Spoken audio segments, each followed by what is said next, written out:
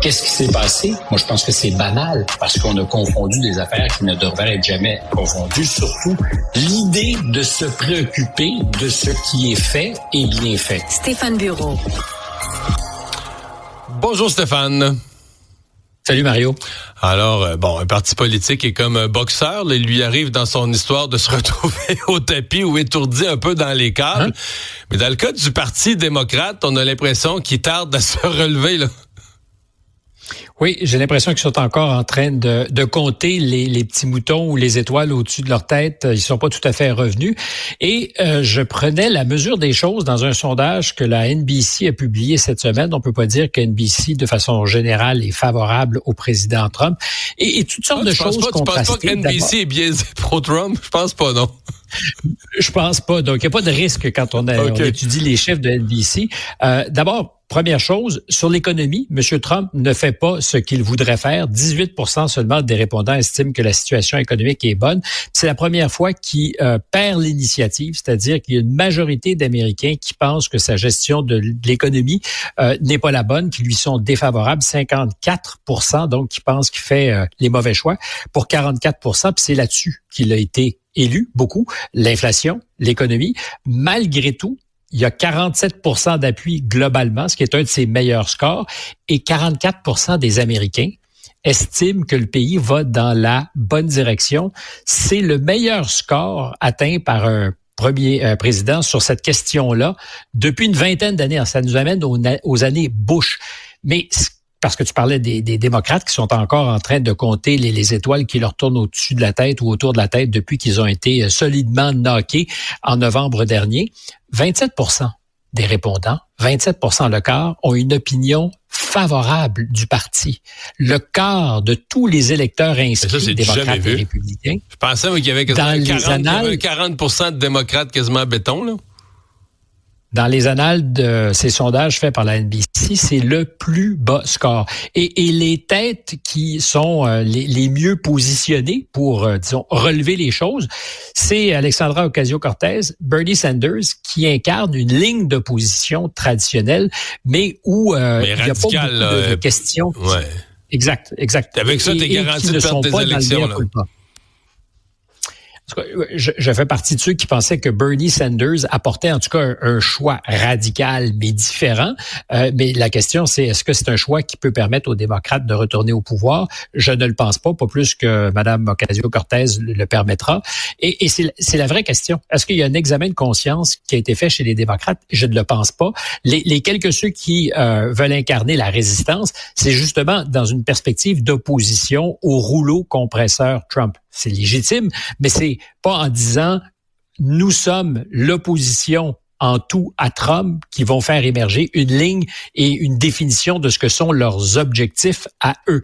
Et c'est clair, pour l'instant, le seul programme politique des démocrates, c'est de dire on va s'opposer, puis ils le font très inefficacement d'ailleurs. Puis il y a beaucoup de démocrates qui ont montré du doigt le leadership du Sénat et Chuck Schumer, qui la semaine dernière a trouvé suffisamment de votes pour appuyer les républicains pour que le gouvernement ferme pas. Et ces démocrates disent on aurait dû faire la preuve par l'absurde qu'on est capable de dire non à Trump, fermer le gouvernement, faire en sorte que les chèques ne sortent plus.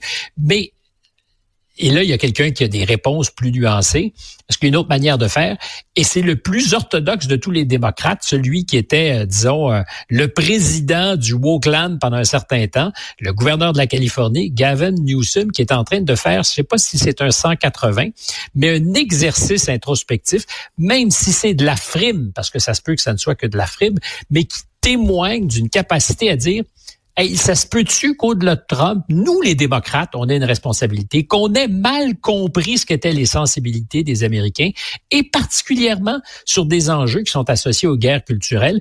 C'est lors d'un de ses podcasts qu'il a mis en ligne récemment, qu'il a concédé que l'enjeu des femmes qui deviennent hommes, donc qui transitionnent, qui deviennent des femmes trans, était problématique dans le monde du sport, ce qui est une ligne de bataille de Trump qu'il répète continuellement en disant il faut pas en parler trop maintenant, on va garder ça pour les prochaines élections parce que les démocrates ont pas pigé. Et j'ai des amis américains qui sont investis, qui ont de l'argent et qui je ne comprends pas, mais était moins préoccupé depuis 2 semaines de la chute des marchés qu'il ne l'était à reprendre la ligne du président Trump sur la question trans, comme si soudainement c'était fondamental pour eux. Et j'invite ceux qui seraient peut-être curieux, je t'en ai parlé la semaine dernière de cet exercice de Gavin Newsom, qui a son podcast. Je suis allé l'écouter plutôt que d'en parler ne sachant pas de quoi il s'agissait. Et ce qu'il fait, c'est qu'il rencontre ou parle avec des gens qui sont littéralement des adversaires politiques. Steve Bannon étant, je pense, le dernier qui est l'âme noire de Donald Trump et s'expose à la critique et débat avec ceux qui incarnent justement l'opposition la plus vive à ce qu'il était. Je trouve que c'est audacieux, courageux, très certainement opportuniste, parce que il n'y a pas de meilleur mot pour définir le gouverneur de la Californie, mais lui fait l'exercice, puis il marche à la peinture pour se préparer en 2028. Et déjà, il fait les concessions que tu peux pas faire 3 semaines avant un rendez-vous électoral. Il pourra dire dans 2 ans, moi, j'ai compris. Moi, j'ai vu qu'il y avait quelque chose et j'ai fait l'examen de conscience. Et je dirais que pour toutes ces raisons, c'est peut-être le démocrate qui, à l'horizon, incarnera le mieux la capacité à riposter aux républicains. Mais quand je lis ce que les gens nous envoient sur des différents forums, et cette question, elle s'est posée souvent parce que les gens disent Trump fait toutes sortes d'affaires, bon, qui font pas notre affaire au Canada, mais qui apparaissent pour les gens absurdes, même d'un point de vue américain. Puis on a l'impression que dans notre système, là, l'opposition en chambre poserait des questions. Évidemment, aux États-Unis, ça marche pas du tout de la même manière, mais qu'on n'entend pas les démocrates. Et là, si tu suis ça aux États-Unis, les seuls vrais obstacles à Donald Trump, ça vient des tribunaux. Les tribunaux. Et là-dessus, il y a beaucoup de gens qui me disaient non, les tribunaux, il les a dans sa poche, y compris la Cour suprême qui va être la Cour suprême de Donald Trump. Il contrôle le Congrès, contrôle l'exécutif et contrôle les tribunaux. Je n'étais pas de cette opinion et je le suis de moins en moins convaincu qu'il a la Cour suprême dans sa poche. Cette semaine, tu as peut-être suivi ça, puis c'est très important. Donald Trump a répété dans une entrevue à la Fox que les tribunaux ils allaient respecter leurs décisions, mais il y a comme un caveat. Il dit, mais il y a des juges qui sont vraiment bizarres, sont vraiment weird. Et il y en a un en particulier qui, le week-end surtout dernier, ceux qui sont pas d'accord avec lui. Surtout ceux qui sont pas d'accord avec lui. Et est-ce qu'il y a des vraies questions à se poser sur ce qu'on appelle ici et ailleurs le gouvernement des juges, c'est-à-dire des juges qui se mettent en tête de gouverner d'une certaine manière à la place de ceux qui sont au pouvoir? Ça serait une responsabilité du personnel politique au Canada, certainement, où le politique a accepté de donner aux tribunaux des responsabilités qu'il n'aurait peut-être pas dû avoir. Mais dans le cas qui nous intéresse, Trump s'attaque à certains juges. Un qui a donné du fil à retordre dans l'administration en disant on peut pas expulser du pays, manu militari, certaines personnes, comme on le fait en vertu d'une vieille loi de 1798 qui s'appelle le Alien Enemy Act, des gens qui, par exemple, sont envoyés au Salvador pour être emprisonnés par M. Bukele parce que, dans le cas précis dont on parle, le Venezuela ne veut pas les retrouver. Il y a toutes sortes de violations et le juge a dit non, vous arrêtez. Et s'il le faut même, vous allez faire revenir les avions qui sont en direction du Salvador avec des gens qui ont été expulsés. Ça a donné une espèce de bisbille profonde entre le président et ce juge qui est devenu une vedette. Et là, cette semaine, c'est le patron de la Cour suprême, John Roberts, qui dit attention, Monsieur le Président, sans jamais le nommer, parce que la solution de Monsieur Trump, c'était il faut destituer ce juge qui s'oppose à nos décisions. Et ça pourrait donc, on va respecter toutes les décisions, mais quand un juge ou une juge n'est pas d'accord avec nous, on va demander à le destituer. Et Robert, cette semaine, sort de sa réserve. Ça n'arrive jamais. Un juge de la Cour suprême qui se prononce sans être sollicité, c'est comme choisir de passer par-dessus le terre-plein pour aller renverser quelqu'un qui est dans la voie inverse du trafic. Et c'est ce qu'a fait le juge Roberts en faisant attention, mais en disant, il y a un processus. Si vous n'êtes pas d'accord avec un jugement, vous en appelez. Ça se rend jusqu'à nous et on prend une décision. Puis il faut voir que la Cour suprême, je te disais, n'est pas nécessairement dans la poche de M. Trump. La juge Coney Barrett, nommée par M. Trump, a été plus d'une fois surprenante et s'est alignée, en fait, c'est pas aligné, a été d'accord avec la portion plus à gauche, avec les juges qui sont assis plus à gauche à la Cour suprême. Et le juge Roberts, qui est en général considéré, c'est lui en plus qui est le patron de la Cour, comme assis sur la clôture, se donne ce mal cette semaine, c'est pour dire, tenez-vous bien, parce que nous, les tribunaux, on entend faire respecter la règle de droit. Bon, là, on a vu cette semaine, évidemment, l'Europe qui est dans un processus majeur de réarmement, des sommes d'argent à peine imaginables qui vont être investies dans la défense au cours des prochaines années. Et depuis quelques jours, là, depuis mercredi, c'est de plus en plus clair que le Canada va faire partie de ce mouvement-là. En fait, on se demande est-ce que c'est une espèce de un nouvel OTAN sans les États-Unis, là, un OTAN 2 sans les États-Unis avec le Canada puis l'Europe, qui est en train de bâtir une force militaire, ou est-ce qu'on va le faire vraiment à terme? Est-ce que le temps n'emporte le vent? Est-ce que c'est ce qui est en train de se passer?